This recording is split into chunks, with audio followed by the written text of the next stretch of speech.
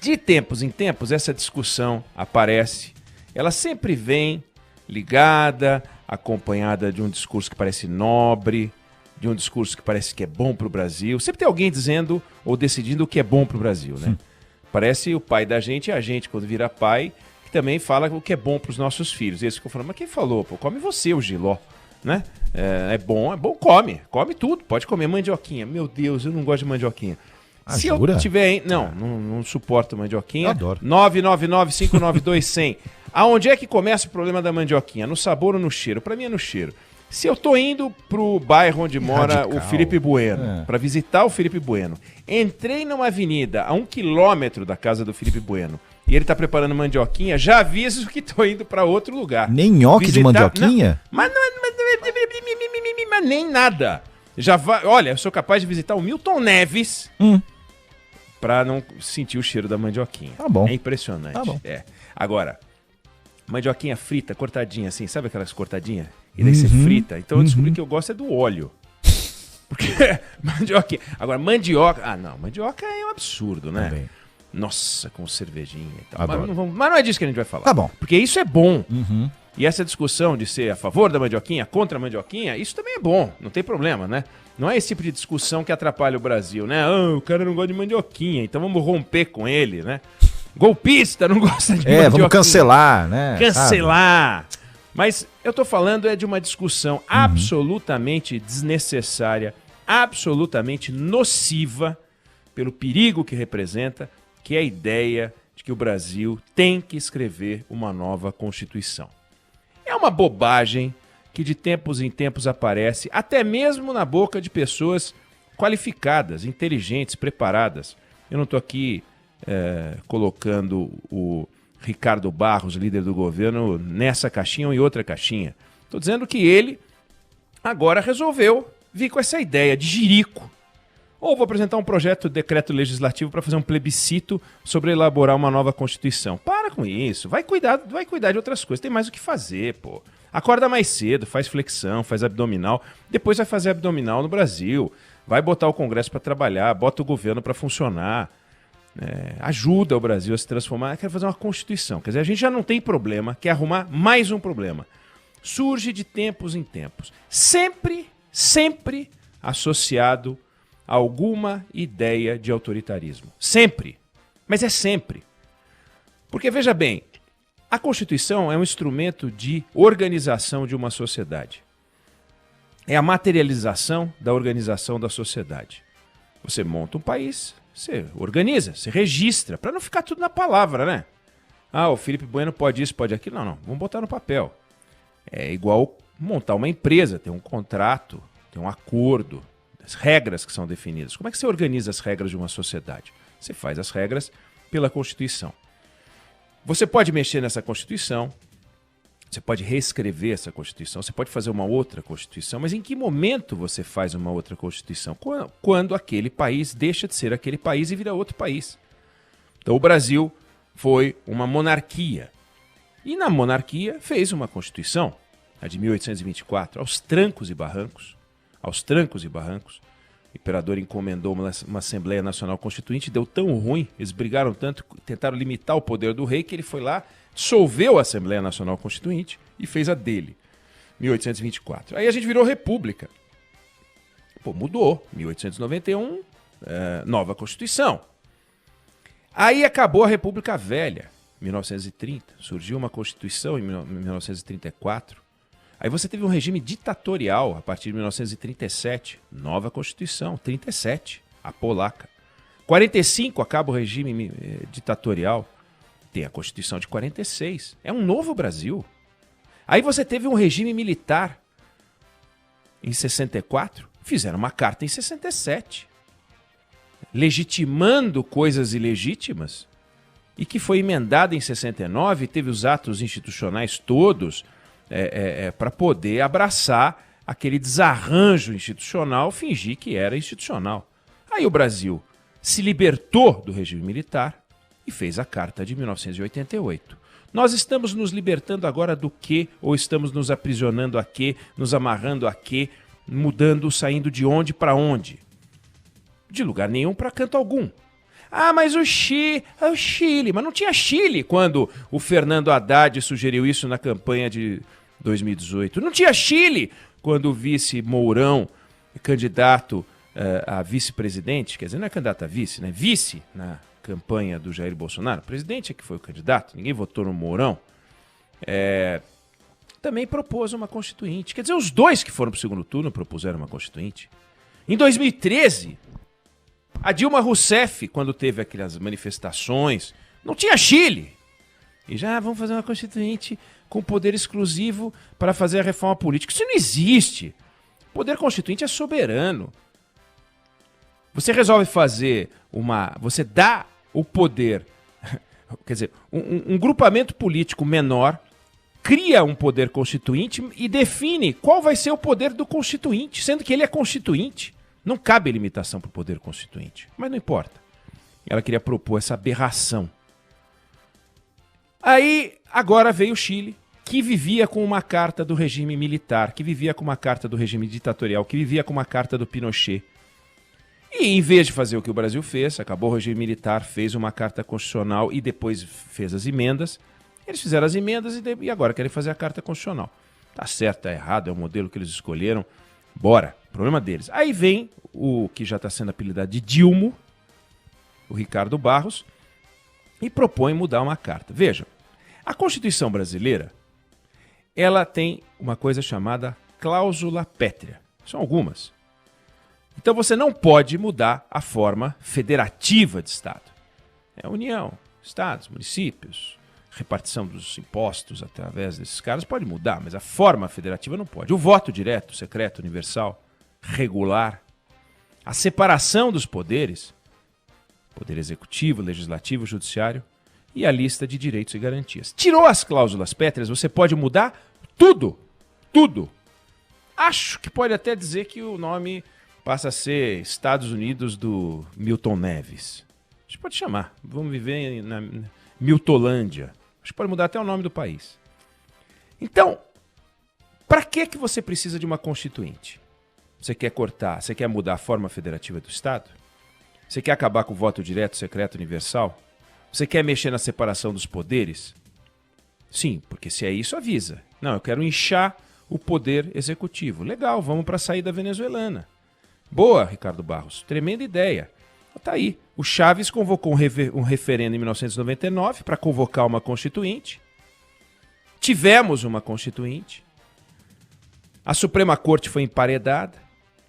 O Chaves teve 56% dos votos e ficou com 94% das cadeiras da Assembleia. Começou a atacar a imprensa, passou a comandar o processo eleitoral, passou a banir opositores. Olha que legal. Deu nesse lixo institucional que vitima os venezuelanos. Ah, mas nós não somos um país de esquerda. Tá bom, a Hungria. Vamos pegar o caso da Hungria. Fez a mesma coisa, uma aventura. Tá aí com uma carta recente, sempre envolvendo ataques à imprensa, conselho de mídia, controle da voz. É sempre assim. Então, a nossa Constituição é um problema para o Brasil? Não. Mas a nossa incompetência para mexer nos trechos da Constituição que são um problema do país é que são um problema para o país. O senhor Ricardo Barros, que é líder de um governo que não consegue fazer as reformas, ele é um problema para o país. Troca o líder. Prefiro trocar o Ricardo Barros, leva ele de volta para o Paraná, do que mudar a Constituição. Prefiro trocar o Ricardo Barros, que não vai fazer a menor falta, do que trocar a Constituição brasileira. Abrir para ficar mexendo em tudo. Então todo mundo tem uma agenda, tem um acerto de contas. Uma coisa é a carta escrita para pagar uma etapa, para mudar os desajustes de uma etapa. Como é que você pode conviver com uma carta monárquica? Até dá. Nós vivemos um tempo com a carta monárquica. Mas a carta, por exemplo, o regime de 64 foi feito sobre a Constituição Democrática de 46 e fizeram o regime de 64. Então a carta nunca é uma limitação quando você vai violentá-la. Agora, se você está montando uma carta para segui-la, tá aí uma carta, a de 88. Ah, tem direitos demais, então nós vamos mexer nos direitos, é isso? Quais são os direitos e garantias que o senhor Ricardo Barros defende mexer? Os direitos de uma pessoa são os deveres do Estado. Ele quer cortar os deveres do Estado? Ah, mas a Carta Brasileira, a Constituição Brasileira, não cabe no Brasil de hoje. A Constituição não cabe no Brasil de hoje? Ou o Brasil de hoje não cabe na Constituição? O que está pegando? Se a Constituição não cabe no Brasil, vamos fazer as reformas. Coragem, Ricardo Barros. Vai trabalhar, bicho. Ele quer aumentar a força do Poder Executivo, é isso? Porque isso é um risco para a democracia. Ele quer limitar a ação do Poder Judiciário? Ele quer mexer na relação de poderes? É isso que ele quer fazer? O que ele quer, o senhor Ricardo Barros? O que tem por trás? O que pensa disso o presidente Jair Bolsonaro? A gente tem um problema que não é constitucional. Veja, a Argentina é um país instável. Mantém a mesma Carta Constitucional desde 1853 e só emendou, não escreveu outra. Então, para o desajuste, a discussão constitucional é patética. Por que escrever outra do zero em vez de reformar a nossa Carta Constitucional? Qual o problema? Dá trabalho. Ou seja, eles querem matar a ideia de que as mudanças sejam feitas por 3/5 todas as vezes. Eles querem matar a ideia de que um governo que não consegue formar maioria tem que conseguir, maioria de 3/5, tem que conseguir poder mudar o país apesar disso tudo. Pois não tem que mudar. Se um governo não consegue formar maioria, ele tem que conviver com essa incapacidade de formar maioria. Não conseguiu formar maioria, não vai transformar nada. Então forma a maioria. A maioria tem que se formar em cima de projeto. Cadê o projeto desse governo? Esse governo não tem projeto nenhum. Ah, vou fazer uma reforma. Reforma não é projeto. Cadê o projeto de desenvolvimento desse país? Para onde que a gente está indo? No que a gente acredita? Quais são os valores que a gente está defendendo? É disso que deveria falar o senhor Ricardo Barros. É disso. É essa cobrança que o senhor Ricardo Barros deveria fazer para dentro do governo. Depois que fizer essa reforma, o Brasil é diferente. Começa colocando os senhores deputados para trabalhar não em favor ou a serviço das corporações, mas a favor da sociedade. Que ninguém ali representa esse personagem desconhecido, a sociedade, mas ser sempre uma corporação em luta de direitos e vantagens e privilégios. Como pode o senhor Ricardo Barros representar, ser líder de um governo e depois ser líder do outro governo, e como pode ter partido que nunca vai para a oposição e vem me falar que o problema é a Constituição brasileira?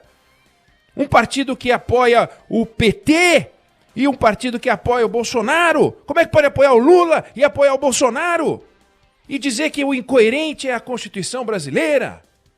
É um escárnio o que a gente escuta desses políticos. Não tem que mexer na Constituição, tem que mexer na representação. Nesses senhores, comece a trabalhar em favor do Brasil.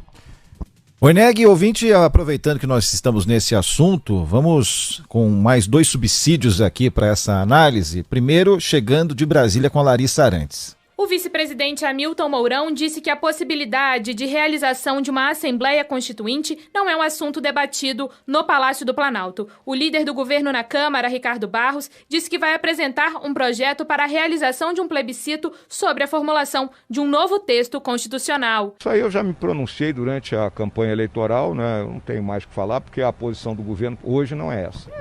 Líder do governo mas aí ele é um parlamentar, ele tem outras, né, vamos dizer assim, ele tem outras prerrogativas diferentes de quem é, no meu caso aqui, vice-presidente eleito com o presidente Bolsonaro, que em nenhum momento tocou nesse assunto. Segundo Barros, o projeto de decreto legislativo será apresentado antes das eleições. Bom, isso é uma coisa. A outra coisa é que agora há pouco, né, em entrevista à Rádio Bandeirantes, o ex-presidente da República, Michel Temer, que já foi presidente do Congresso Nacional também, revelou ter procurado justamente quem? O deputado Ricardo Barros, para sugerir que ele desista dessa ideia. Na avaliação do Temer, a proposta criou uma agitação desnecessária e eventuais alterações devem ser feitas por emenda, assim como você já tinha falado, Oineg. O ex-presidente disse ainda que um plebiscito sobre uma nova Constituição no Brasil pode ter, sabe o quê?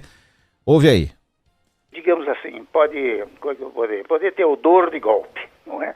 Não é exatamente isso, não creio, nem está, vou dizer a você, não está no pensamento do Ricardo, eu estou mencionando que eu o conheço há muito tempo, ele não tem uma formação, digamos, golpista, né? Não creio que seja isso. E aí? E aí que Venezuela começou assim. É um dedinho, falamos, né? um dedinho, um dedinho, um dedinho. É assim que funciona. A Hungria é isso. Você começa a mexer aonde não tem que mexer. É muito interessante a frase do general Mourão, né? A discussão no governo hoje, ele já fala assim, eu não vou me comprometer porque vai que eu falo que não é essa e o Bolsonaro vem e fala que é essa. E o presidente Temer, que é um constitucionalista, enfrentou o maior abacaxi da paróquia. Olha, governo Sarney e governo Temer foram os governos mais desafiadores. O Sarney foi mais, porque ele governou com uma constituinte, pô. Imagina o cara tá lá com uma constituinte debaixo dele, aliás, em cima dele, que a constituinte nunca tá embaixo dele, mexendo no tamanho do mandato, negociando para ele não perder tempo de governo, etc e tal. É uma loucura montar uma Assembleia Nacional Constituinte, é um piro completo, é irresponsável, é infantil e bocoió, bobinho. Ricardo Barros tá prestando um desserviço ao país. Não tem a menor chance disso prosperar de tempos em tempos. É isso, a Dilma propôs e o Dilma está propondo agora. É isso, eles que se merecem. Liga um pro outro e fiquem combinando. Vamos jogar xadrez, dama, que é mais fácil do que xadrez.